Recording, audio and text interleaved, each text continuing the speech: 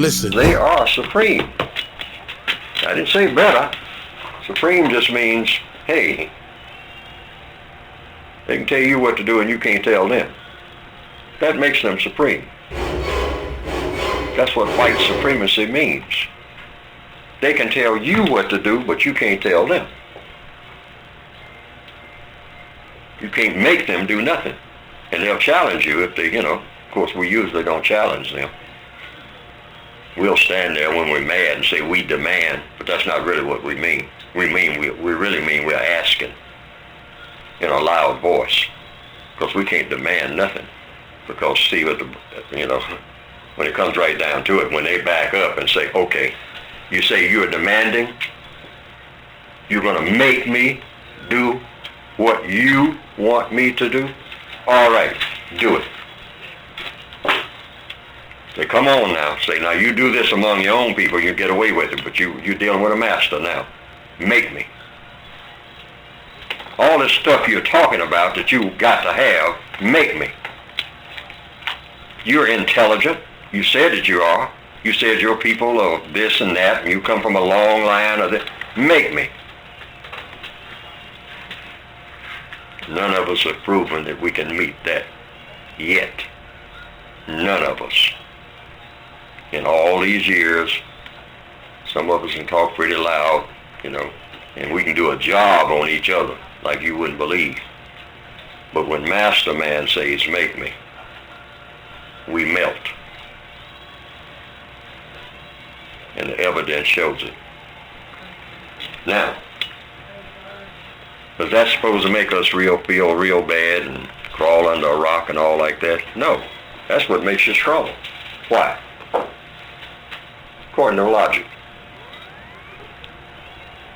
To admit that you're a prisoner of war is strength, if that's what you are. That's the first step toward not being a prisoner. Realize that you are one. But see, black males in particular, we like to flex our muscles. Boy, do we ever like to act like we are really men. And we will slaughter each other on 8th Street out there any day in the week to prove it. We ain't nowhere close. Because when the real man comes around, we melt. You see us running across parking lots and hiding under cars. When if we were real men, we'd meet him halfway. We'd say, where is it? You ain't saying nothing but the word. Where is it? Point to which way he's coming from. All right? No. Oh, yes. That's why as I become aware of things, because the white supremacists are always coming up with something, some refined way of practicing white supremacy. Once you get something started, you keep trying to improve it. That's whether you're making an airplane or a motor car or a lawnmower or a telephone. Improvements have been made. So the white supremacists understand that universal principle. Once you get something going, you start looking at it and double-checking it and whatnot and say, I wonder if I can improve this. So the white supremacists are always trying to improve on the system of white supremacy to make it what? More powerful, more refined, more smooth in its operations. It used to be they just walked around all day, or rode around all day looking for a black person to lynch in order to keep them in place. Now and then, they will kill a black person here and there. Mostly they got black people killing each other. That's a part of the smooth operation. Hey, somebody figured out some time ago. Why not just put them in a frame of mind where they have hostility toward each other and plant that seed in the schools and everywhere else, where they become rebellious against the teacher and whatnot, because the teacher's not teaching anything that they think they can use.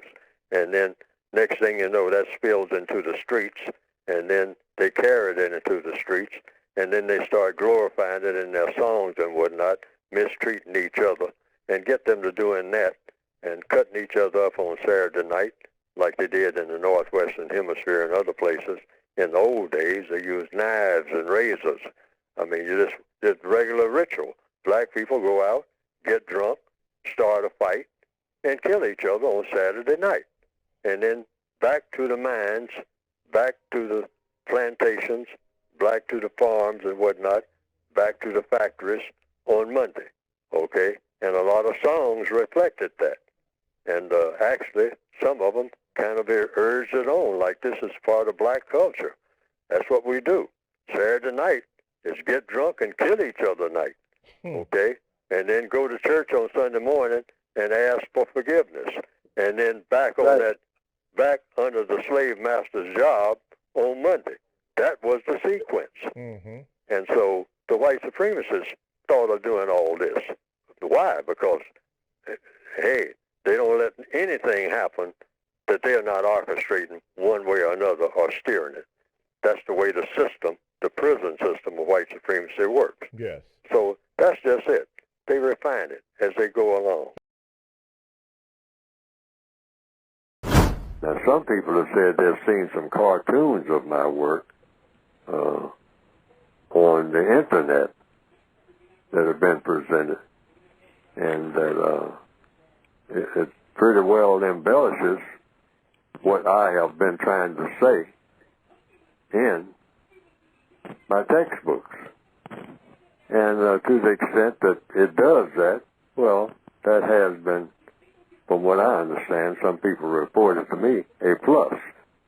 Because they didn't understand what I had written very well, but when they saw those cartoons that just repeated what I was saying and attaching my name to it, and came right out of the book, the material did, they say that they better understood it.